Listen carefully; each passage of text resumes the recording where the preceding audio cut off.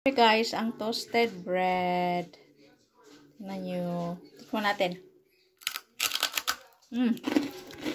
Hi guys, mga kananay. Gawa ko ng toasted bread. Mayroon kaming stick bread na hindi naubos ni Danica. So, gawin ko itong toasted bread. Ilagay ko muna siya dito. Tapos, ilagay ko sa oven ng 10 minutes sa oven. Ilagay ko siya. So, ito na guys, ako ng sugar. Tapos, lagyan ko siya ng kaunting garlic powder, guys.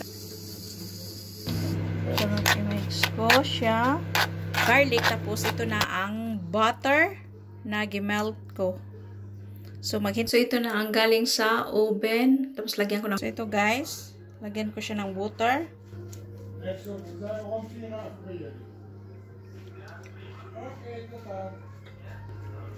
Tapos, ilagay ko sa sugar.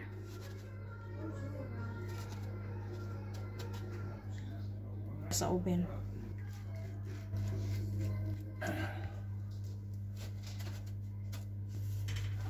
So, ito na siya guys. Tapos, ilagay ko siya sa oven ng 10 minutes. So, ito na guys, ang toasted bread na ginawa ko.